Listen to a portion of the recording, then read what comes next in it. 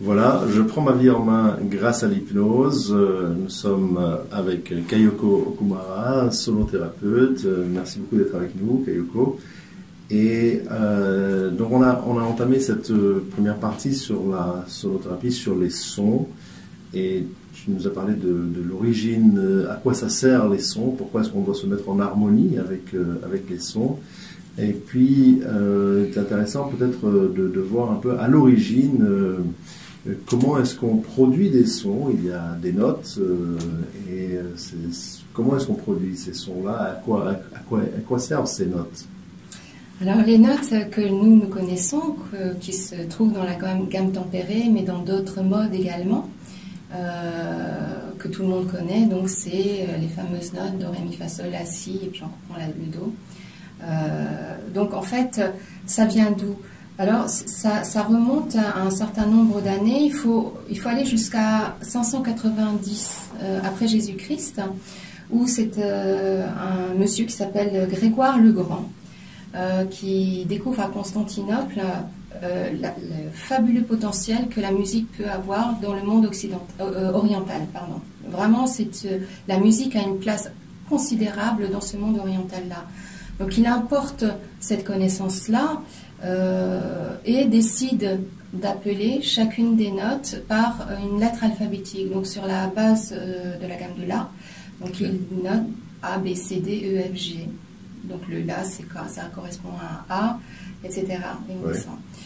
Plus tard, dans les années 1095 à peu près, c'est un autre monsieur, c'est un moine italien qui s'appelle Guy Arezzo, qui lui est considéré comme le père du solfège.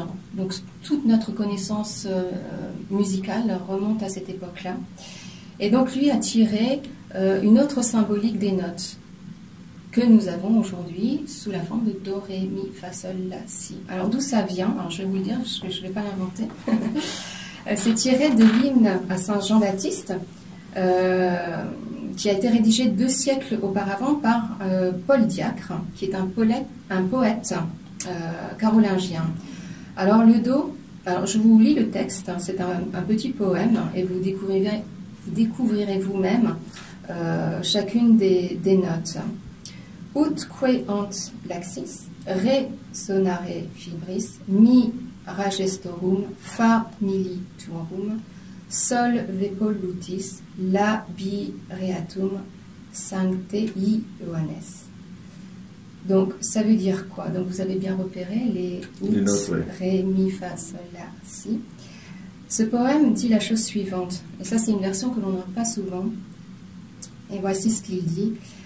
Pour que puissent résonner sur les cordes détendues de nos lèvres les merveilles de tes actions, enlève le péché de ton impur serviteur, ô Saint Jean.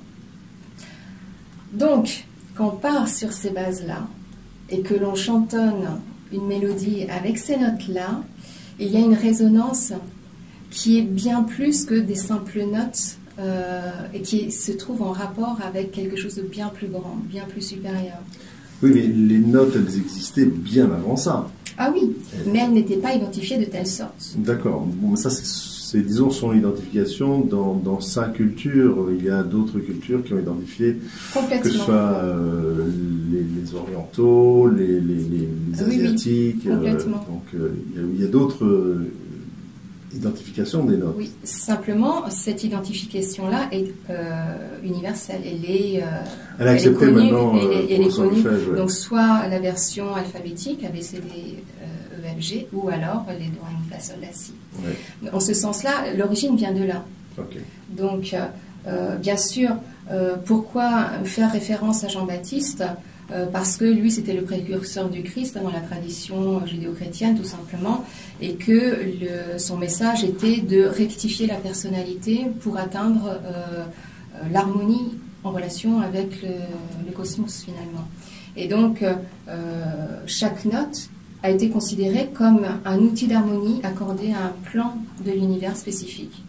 ce que la tradition, plus tard, identifiera à chaque note correspondant à une planète. Donc il y a bien un rapport entre les notes et les planètes. Ok. Il y a Voilà. 7 notes. Oui. Oui. 7 planètes. 7 planètes. Et il y a une octave. Donc la création, l'univers entier a été fondé sur la base de l'octave. On appelle cela l'octave cosmique. Et donc il y a un chercheur contemporain sous le nom de Hans Cousteau, qui lui est un musicologue et puis un éminent mathématicien zurichois, donc de Suisse, qui a découvert un certain nombre de fréquences. Donc ça c'est contrôlé scientifiquement et qui montre que l'univers est composé, enfin que les fréquences, chacune de ces 7 fréquences-là correspondent mathématiquement à la rotation d'une planète autour du Soleil. Donc ce sont des chiffres qui ont été établis complètement. Et donc en sonothérapie, nous utilisons, en tout cas dans ma pratique, j'utilise des bols qui sont en relation avec ces fréquences planétaires. On les appelle d'ailleurs des bols planétaires.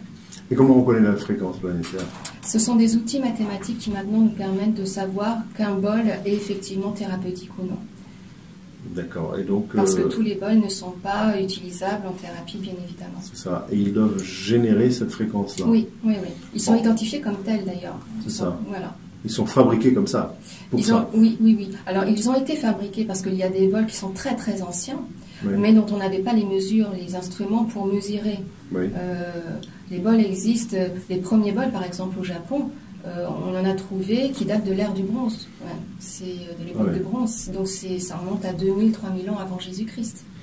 Et déjà, ils avaient une notion de ce son-là. On parle de bols tibétains, mais il n'y a pas que des bols du Tibet qui ont cette fonction-là. On en a trouvé en Turquie, au Népal, en Inde, voilà, au Japon, en Chine. Mais voilà, l'identité que l'on a pour parler des bols chantants, c'est souvent le bol tibétain. C'est le plus connu.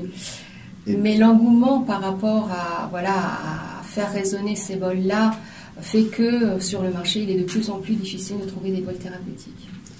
Ah bon, donc pourquoi ils se vendent comment ces bols? Alors, c'est une question de fréquence, c'est une énergie harmonique.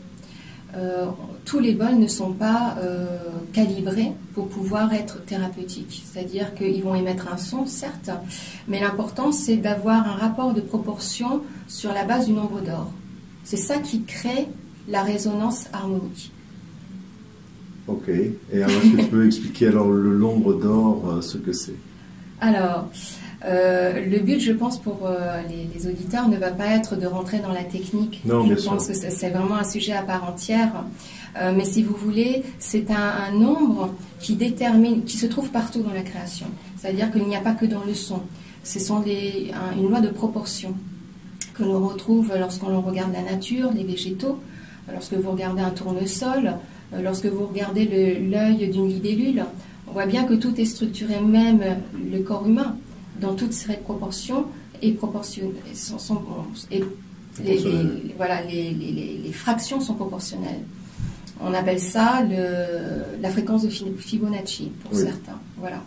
Donc ça correspond, c'est mathématique. D'ailleurs, Pythagore, qui a été 500 ans avant Jésus-Christ, parlait du nombre en tant que chaque note est un nombre qui danse, correspond à cette proportion harmonique,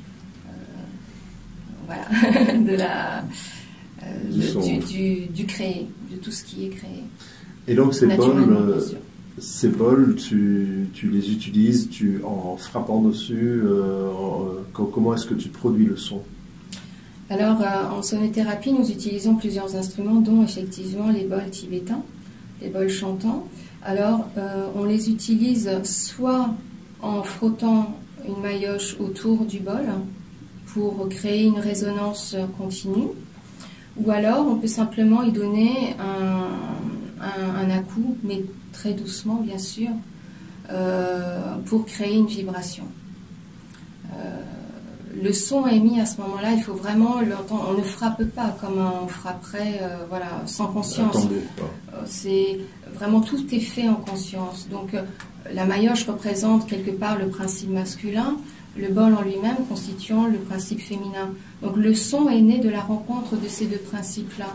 Donc déjà, en tant que thérapeute, avoir cette sensibilité-là, dégager ce son qui va correspondre à une fréquence vibratoire particulière, c'est-à-dire que les bols ne se posent pas à n'importe quel endroit du corps.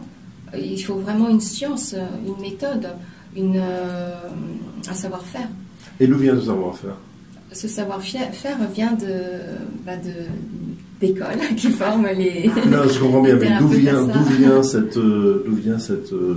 Oui. cette connaissance? Oui, cette connaissance qui paraît très très lointaine. Oui, oui. Alors, il y a des précurseurs comme Pythagore, effectivement, qui lui était intéressé par les nombres, mais également par les sons et par l'art. Dans d'autres pays, comme en Inde, où on a développé énormément le flux énergétique à travers les chakras. Oui. On a pu établir, ou alors plus au Moyen-Orient, à travers l'arbre de vie, les séphirotes, etc., on a pu établir des correspondances entre les différents savoirs.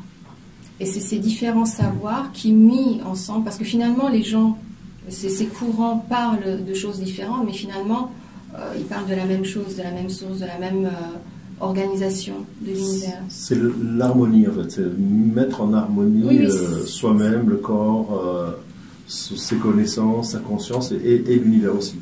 Oui, il faut savoir que le son, ça n'a rien. Bon, c'est beau.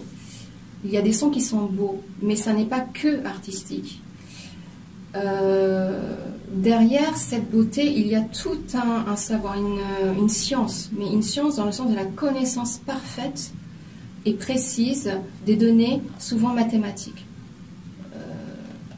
On n'intervient pas sur l'être humain au hasard comme ça, par fantaisie, ouais. Pour se faire du bien, aller sans connaître ce que sont réellement, par exemple, les chakras. À quoi servent ces chakras? Quelles sont les couleurs qui y sont associées? Pourquoi telle couleur sur une note et pas une autre? Quelles parties du corps sont concernées? Pourquoi faire résonner plutôt tel instrument qu'un autre? Donc tout ça, c'est une connaissance qui ne s'invente pas. Donc ne devient pas sonothérapeute qui veut. Oui, non, évidemment. Et donc tu utilises quel type d'instrument? Donc on a parlé des bols. Oui. Quel autre instrument utilises-tu pour faire résonner des sons? Et qu'est-ce qu'ils vont avoir comme effet sur la personne? D'accord. Alors, effectivement, il y a les bols chantants, mais il y a également ce qu'on appelle les diapasons thérapeutiques, okay. Qui sont constitués donc d'une tige et de deux fourches. Je peux peut-être expliquer un petit peu les diapasons. Est-ce que tu en as un ici? Non, je n'ai pas pensé en apporter. Okay. Alors un diapason, c'est vraiment très spécial parce que il utilise les deux parties, le bout de la queue du diapason, ou de la pointe, qui est posée sur le corps, un point bien précis, et les deux fourches qui, eux, en vibrant, vont faire résonner le chant aurique de la personne. Donc, on utilise souvent ces diapasons thérapeutiques en relation avec la médecine traditionnelle chinoise, d'où une connaissance des méridiens, de l'acupuncture finalement. Le méridien en lui-même étant comme représenté comme une corde et chaque point comme une note sur cette corde. Donc on fait vibrer le diapason, on pose la tige sur le point précis, donc c'est un diapason avec une certaine fréquence et on peut changer de fréquence selon les points. Et donc on fait vibrer par la même occasion ces deux fourches qui, eux, vont agir sur les plans éthériques, astral ou mental de la personne. Donc, on soigne non seulement le corps par contact direct, mais les différents corps subtils de la personne en influant sur, en intervenant sur ces plans plus subtils, donc invisibles. D'accord, donc il y a le diapason, il y a le bol, il y a le diapason, il y a encore un autre instrument? Alors, il y a, oui, bien sûr, il y a l'instrument le plus important qui s'appelle la voix. La voix qui, en lui-même, peut résonner sous la forme de chants harmoniques. Okay. Donc le chant harmonique consiste à créer un bourdon, donc c'est une base identique et sur laquelle vient s'apposer une mélodie plus aiguë qui respecte la loi du nombre d'un dont on a parlé tout à l'heure. Donc c'est deux sons qui sont émis par le même outil vocal de l'être humain.